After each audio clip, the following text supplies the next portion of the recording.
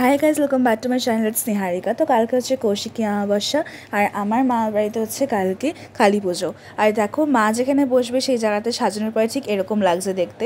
আর রাত্রি 11টার সময় আমি, মা আর হচ্ছে মামি মিলে বসে পড়ছিলাম আলপনা দিতে। যেহেতু আমার সাথে পাশাপাশি থাকি, তাই হচ্ছে আমাদের রাত্রিবেলা করে কাজ করতে না কোনো প্রবলেম হয় না।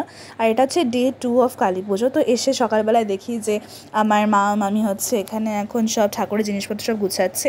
আর এই বছরটা নিয়ে হচ্ছে কালী পুজোর 3 বছর। এই 3টা বছরই আমার মাই কিন্তু ভোগ রান্না করে। দেখো এখানে মা ভোগ রান্না করছে। আর তারপরে দেখলাম হচ্ছে মামির সবটা গুছানো হয়ে গেছে জায়গা। আর আমার আর দেওয়া আলপনাটাতে এত ফাঁকা ফাঁকা লাগছিলো বলে আমি মামিকে বললাম, চলো এই জায়গাটা একটু ফুল দিয়ে সাজিয়ে দিই। তারপর ফুল দিয়ে সাজানোর পরে দেখো এখানে চলে এসছে হচ্ছে আমাদের ঢাক। আর মামি এখানে ঢাক বরণ করে নিচ্ছে। তারপরে 7টা নাগাদ চলে এসছে আমাদের ঠাকুর। আর দেখো এখানে হচ্ছে আমার মা এখন মা কালীকে বরণ করছে।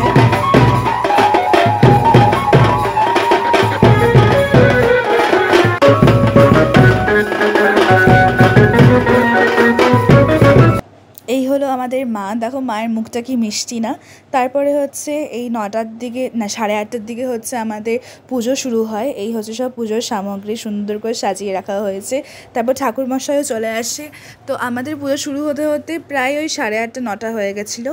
আর যত দেরি করে না কালী পুজো হয় তত মানে বেশি ভাল লাগে, ঠিক আছে, রাত্রিবেলার দিকে।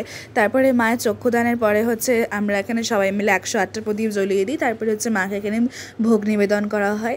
আর সবার চেয়ে মেন পার্ট হলো গিয়ে যজ্ঞ। কালী পুজো তো যজ্ঞ করার পরে হচ্ছে মামা মামি করেছিল। তখন এখানে দেখো পুজো হচ্ছে 3টার দিকে প্রায় শেষ হয়। তারপরে হচ্ছে আমরা সবাই মিলে ভোগ নিয়ে নিই, মানে প্রসাদ নিই। আর গতকাল যেহেতু আমাদের এত লেট হয়েছে শুতে, তাই আমি হচ্ছে 11:30টার সময় উঠেছি। উঠে দেখি ঠাকুরের রান্না করা সব হয়ে গেছে। মানে বেসিক্যালি হচ্ছে আজকে আমরা সবাইদেরকে মানে নিমন্ত্রণ করেছি প্রসাদ খাওয়ার জন্য। আর এটা হলো বিকালবেলা। তো সবাই দেখো এখানে নিমন্ত্রণের লোকজন সবাই চলে এসছে। আমার মাসিরা আবার ফার্স্ট ব্যাচে বসেছে, বিকজ কালকে আবার ভাই স্কুল আছে। আর আজকে হচ্ছে লাস্ট ডে, মানে যেটা হচ্ছে বিসর্জনের ডে, সবার চেয়ে কষ্টের দিন। মানে এখানে আমার দেখো মা এখন বরণ করছে, মানে যা সিঁদুর খেলা হয় লাস্টের। তো মানে আজকের দিনটা না এত বাজে লাগে না যখন মাকে বিসর্জন দেওয়া হয়। মানে পুজোর আগে কত মজা, মানে 3 দিন এত মজাতে কাটে, কিন্তু লাস্ট দিনটাতে মনটা একদম খারাপ হয়ে যায়। তো এখানে হচ্ছে আমার বাবা আর আমার মামা এখন দেখো ঠাকুর উঠিয়ে নিয়ে যাচ্ছে গাড়িতে রাখার জন্য। আজকের দিনটাতে সত্যি খুব খারাপ লাগছিলো যে মা আবার চলে যাচ্ছে, আবার একটা বছর পরে আসবে। তো দেখো এখানে হচ্ছে এখন কালী ঠাকুরকে ওঠানো হয়েছে। আর আমরা সবাই মিলে এখন যাচ্ছি হচ্ছে মাকে বিসর্জন দিতে। আর আমার মামা ওদিকে বুলেট করে এসছে।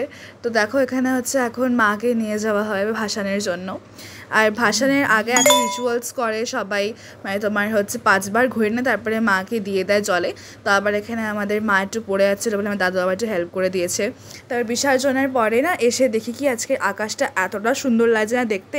আর অ্যাকর্ডিং টু মাই মা, তোমার হচ্ছে বিসর্জন মিষ্টি মুখ করতে লাগে। তো আমার মা নিয়ে এসেছিলো হচ্ছে বুন্দিয়া আর হচ্ছে এখানে সিঙ্গারা। আর সবার বাড়িতে মানে নিয়মটা আছে যে লাস্ট ডে অফ কালী পুজোতে তোমার হচ্ছে মৎস্যমোহী করতে লাগে। তো আমরাও মৎস্যমোহী করলাম মাছ দিয়ে। তোমরা জানিও আমার দিনগুলো তোমাদের কেমন লাগলো।